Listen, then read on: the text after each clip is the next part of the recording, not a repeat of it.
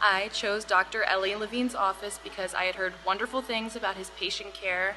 He's the type of doctor who really takes the time to explain the procedure with his patients and help ease any concerns before you have any kind of operation. I also really like how high-tech the office is.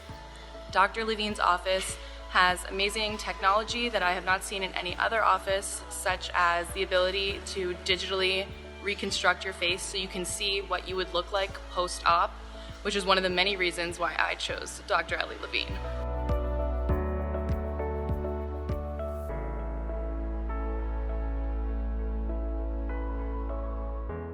Like from head on, I don't really mind it, but it's really just this bump here, and I don't like how it comes a little bit out. I'd rather it kind of have a slight inward curve as opposed to outward. Sure. Yeah. Okay.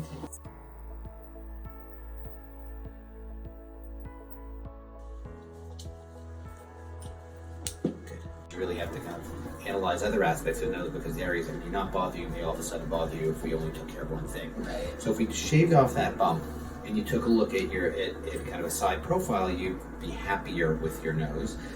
If you look to the front, you'd be more unhappy with your nose. And the reason why is when this is kind of shaved off, it almost flattens it out, and then all of a sudden this looks particularly wide. So if we narrow this by kind of bringing this in at the same time as that, that makes that look much better. Now your tip itself is actually quite good and looks very good.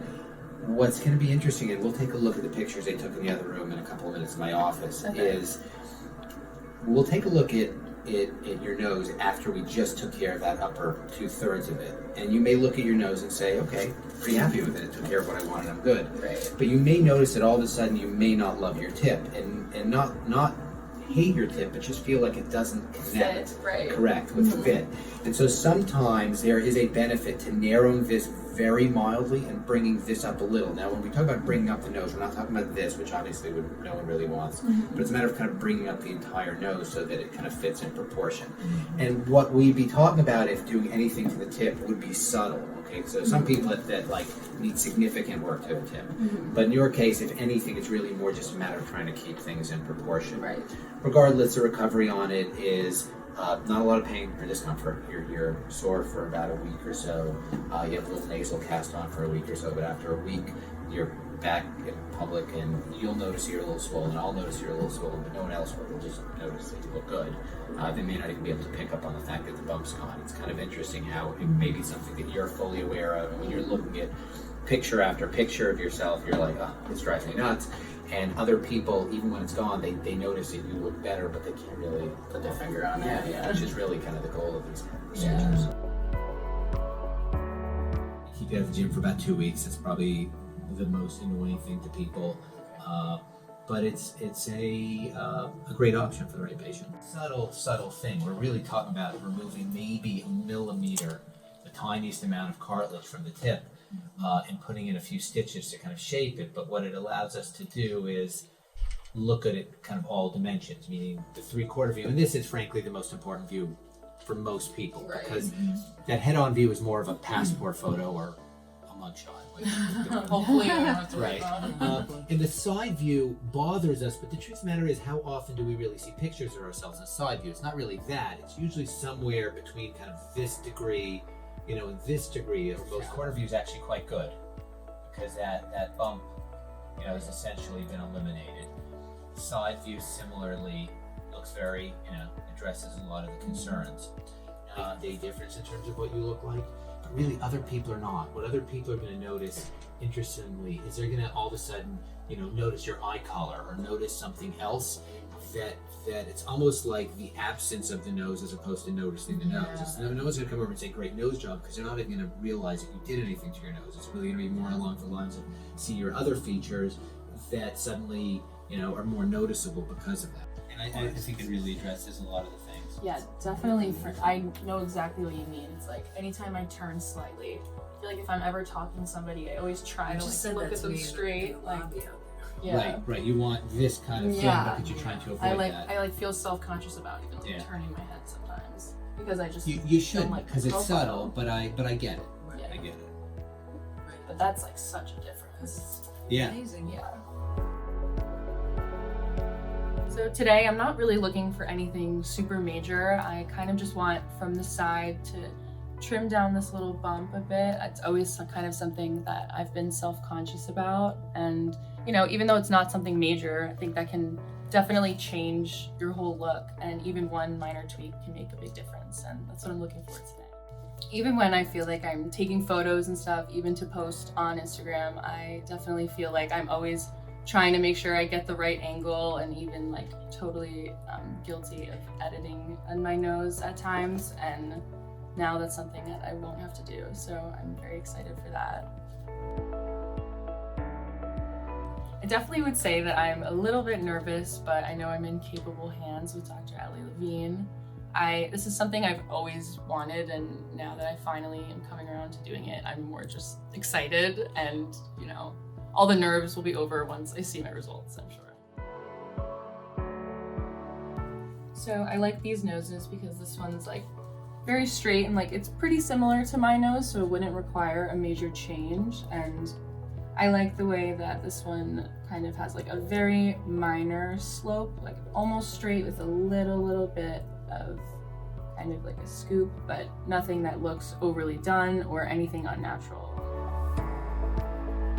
Going through and looking at these ones, I'm definitely trying to avoid any kind of like snout nose type of look. I don't want my nose to be too turned up or anything, especially like here. I don't want it to seem as if it's too short for my face or as if the scoop is unnatural in any way. So these are the types of nose jobs I'm trying to avoid.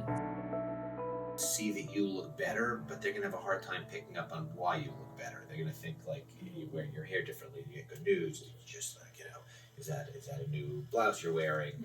Were you just on vacation? You know, they'll see that something looks better, but they'll have a hard time kind of picking up on it. And that's really the goal, I think, more than anything else today. And so when we look at you, we're gonna take down this bump just a little bit. Again, not overdone, but to eliminate the bump. This will come in a little bit because otherwise it would look wide after we take care of this.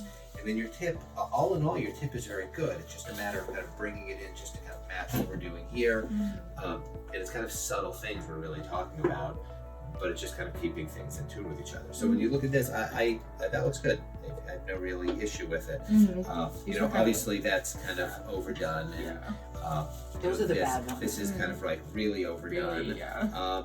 This is, believe it or not, I don't actually think it's necessarily overdone as much as it's a small nose to begin with. Yeah. This is a small nose that was overdone. So, you know, there's, you know, obviously nuances. This is probably the worst of them that you're showing me. Yeah. I think like but, in terms of all the ones we sent you, like Yeah. these ones are probably the best ones. I do like the look where it's like a little bit angled still, even though there is like a slight, Right. like I don't want it to be super rounded on the end, you know, but I also don't want it to be like crazy pointy. I think like these are kind of a nice balance of the two, where it's still angular. Not too much definition. Right. Yeah, like angular but not pointy. I don't mind my tip, I want to leave it alone, which conceptually I agree with, in the idea of changing your tip is not really the goal. But if we take this down, not overdone, but take this down a little bit, and we narrow the nasal bone so that it matches what we're doing here, you will feel like your tip is big. And it's not actually big, correct? It's all about kind of proportions. And so even when I look back at my notes, we talked about kind of subtly bringing this in, because really what we're doing is we're bringing this in and bring this up just to match what we're doing above it, not as a statement, not because that's what our goal is today. It's more just a matter of once we've addressed the upper half, we just need to do things just to keep everything in proportion to each other.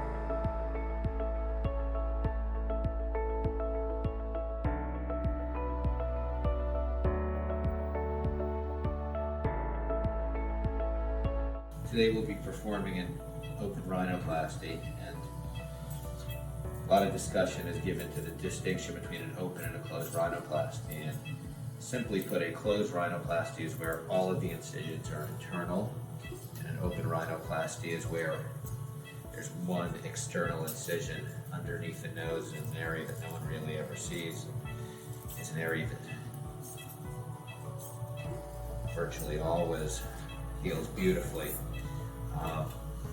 And that's kind of what the average person kind of views as a difference between them. But there's really a big difference when you're looking at them kind of clinically, and that is an open rhinoplasty is where you're seeing 100% of the, or virtually 100% of the nasal anatomy when performing the operation. And so you can be as certain as you can be you make all of your decisions. And a closed rhinoplasty is where you're seeing most of the anatomy, but you do need to kind of estimate where things are. And obviously with experience, one can really get a good sense of where they are, but again, you're not really visualizing it, you're kind of knowing where they are. So if you're trying to be really precise, an open rhinoplasty definitely gives you more information. And there are times where a closed rhinoplasty is the right approach and times where the open rhinoplasty is. And today, because someone who actually starts off with a pretty good nose and we're just trying to make it that much better, the precision and the extra bit of visibility does make a big difference. And so we're going to perform an open rhinoplasty today so that we can be as precise as we can be. So we've kind of elevated all of the soft tissue off of the nose, and now we're going to rasp down the small nasal bump. And after that, we will address contouring the nasal tip.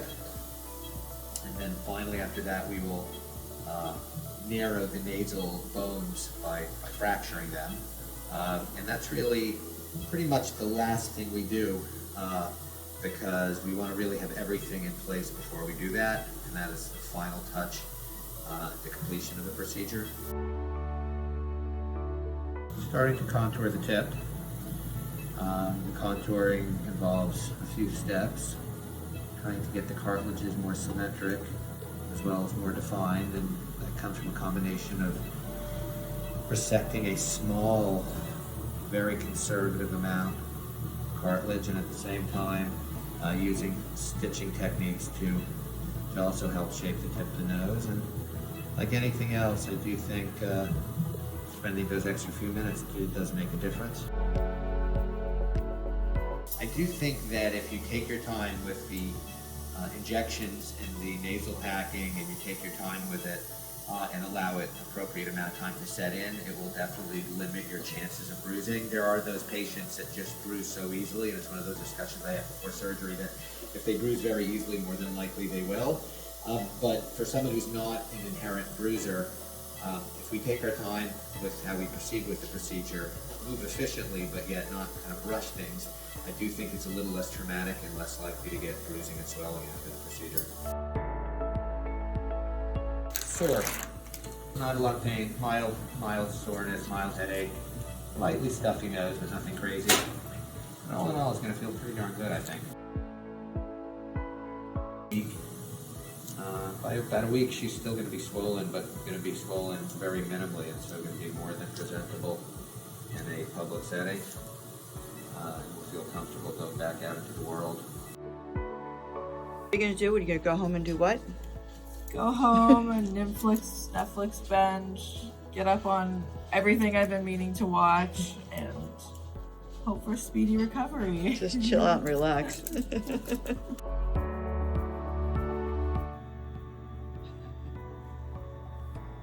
It's an exciting day.